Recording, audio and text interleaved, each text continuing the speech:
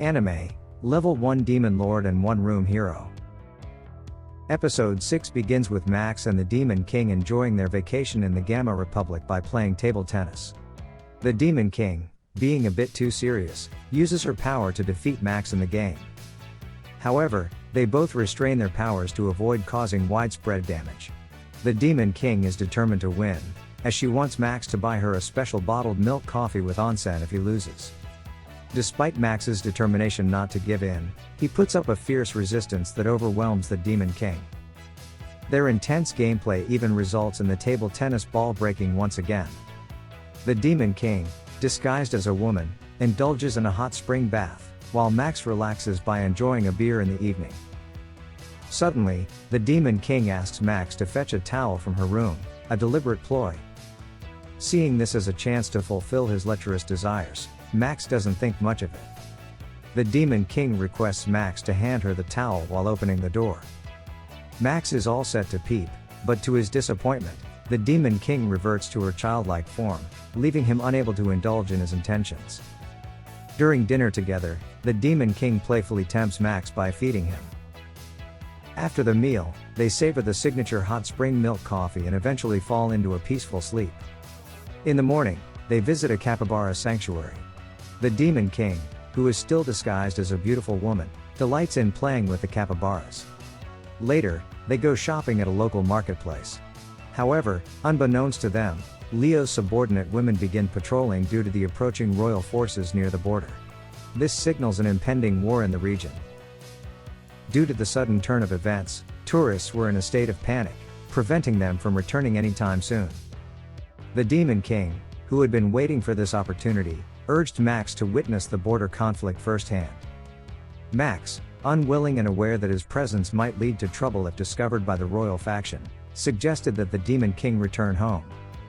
On the other hand, the Demon King aimed to gather intelligence on the military strength of both the kingdom and the Gamma Republic, evaluating any significant changes over the past 10 years.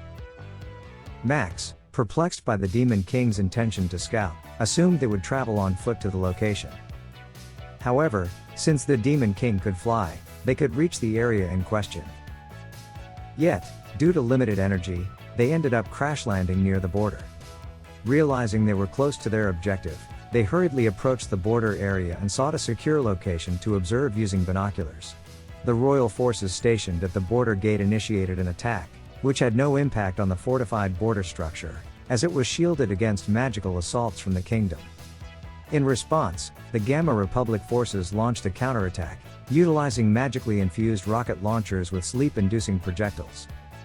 Observing the ineffective royal assault, the overconfident Demon King presumed the barrier could be dismantled effortlessly, likening it to paper. However, Max harbored doubts, as he recognized that the barrier's strength could also pose a challenge for the demon's forces if they attempted an assault. Nonetheless, as one of the attacking forces' leaders grew desperate, a higher-ranking member of the Royal Magic Council attempted something to breach the Gamma Republic's defense. Through their employed magic, their power managed to penetrate the barrier guarding the border gate, injuring Deladora, Leo's right-hand woman in the Gamma Republic, and grazing Will's hair with a magical laser. Given the immense strength of the magical laser, the attacking forces began to withdraw from the border gate. The Demon King was impressed by the Magic Council's ability to push back the Gamma Republic's forces with its magical lasers. However, Max, viewing from a different perspective, realized that Leo would descend onto the battlefield himself, dressed minimally and armed with a simple spear. Feeling underestimated, the royal forces prepared to attack. However, even with just his true strength, Leo managed to effortlessly sweep aside the royal forces, using his spear to create fierce gusts of wind from the swings of his spear. The royal forces were no longer able to withstand Leo's might, and he allowed them to retreat alive. Nevertheless, one of the lieutenant's aides, who had used magic, fired the same magical laser when attempting to retaliate against the Gamma Republic. The laser had no effect on Leo and merely left a mark. The lieutenant's aide believed that Leo was only causing nightmares for the lieutenant who led the forces, recalling their actions within the kingdom. Leo instructed the entire royal force to send Fred to meet him for an open discussion, avoiding unnecessary combat. As the aide remained stubborn, Leo inverted his spear, rendering the aide unable to retaliate. Seeing the aid powerless, Leo and his group left the battleground. Leo immediately checked on De La Dora, who had been injured by the magical attack. De La Dora, having suffered minor injuries, dismissed them as insignificant. However, one of her comrades who offered assistance advised caution, not to underestimate the scratch. The Gamma Republic forces expressed immense gratitude to Leo for arriving just in time when they were cornered by the magical forces. Leo, arriving sensing the demonic aura, assumed that the royal faction had enlisted a demon as additional reinforcement. Unaware that it was actually the Demon King's uncontrolled aura, Leo realized that the crucial point was that the attack had ended. Seeing Will's hair becoming a casualty of the magical attack, Leo burst into hearty laughter, causing Will to feel embarrassed. The Demon King admired Leo's leadership qualities, aligning with her criteria, and concluded that the Gamma Republic could withstand the kingdom's assault. Max, aware that they were merely leveraging Leo's power, expressed doubt about the sustainability of this approach. The Demon King, content with observing Leo's prowess and eliminating the royal forces, invited Max to return home using her teleportation magic. Sensing the powerful demonic aura, Leo hurled his spear in their direction. Recognizing the imminent danger, Max swiftly rescued the Demon King and evaded Leo's spear. With Leo closing in on them, Max had no choice but to flee while carrying the Demon King, as he had no intention of confronting Leo. However, Leo refused to let his prey escape, immediately pursuing Max. Terrified, the Demon King admitted that she couldn't focus enough to use her teleportation magic when she attempted to escape using it, acknowledging that Leo was not an opponent to be taken lightly. Realizing their escape was futile, Max had to restrain Leo to prevent him from disrupting the Demon King's teleportation magic. Leo, with his clueless demeanor, considered Max to be a spy for the kingdom, but due to Max carrying the Demon King, he felt threatened. Despite Leo's assumption that Max, in disguise, wasn't a significant issue, he was reluctant to dismiss the childlike appearance of the Demon King and grew more convinced that it was indeed her.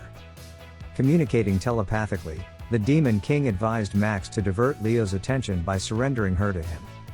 Initially, Max considered complying, but he was also reluctant to hand over the Demon King, fearing he would be lonely again if he couldn't escape from Leo. As a compromise, Max offered the Demon King 10 seconds to concentrate and recite her teleportation spell while he shielded her from Leo's attacks, until she could activate the teleportation gateway. Max, who was prepared to restrain Leo, found himself overwhelmed by Leo's incredible speed. He could only defend against Leo's close-range attacks until his foolish glasses were damaged while dodging Leo's kicks. Since Leo hadn't seen Max for a long time, he momentarily contemplated whether he had encountered someone who had previously embarked on adventures together when he looked at Max's face.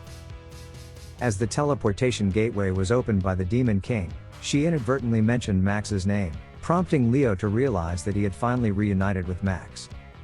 Max accidentally sprayed the Demon King in surprise, snapping Leo to attention. He realized that he was facing the Max who had become good friends with the Demon King. Leo attempted to inquire about Max's recent activities, the reason behind his visit, and his newfound proximity to the Demon Clan. However, Max avoided answering, deeming those matters as personal and confidential. Eventually, they safely returned to Max's home. They arrived home through the teleportation gateway that the Demon King had set up in Max's closet for emergencies. The Demon King continued to be amazed by Leo's enduring strength, which was just as formidable as it had been 10 years prior. She felt relieved that Max could withstand all of Leo's attacks, acknowledging that an ordinary human would not have been able to contend with Leo's extraordinary physical power.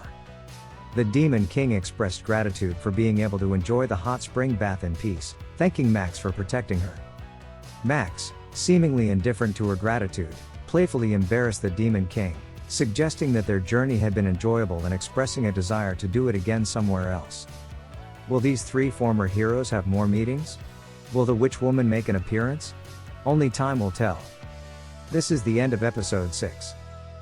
Thank you so much for watching. Don't forget to subscribe so you won't miss part 7 of this series recap.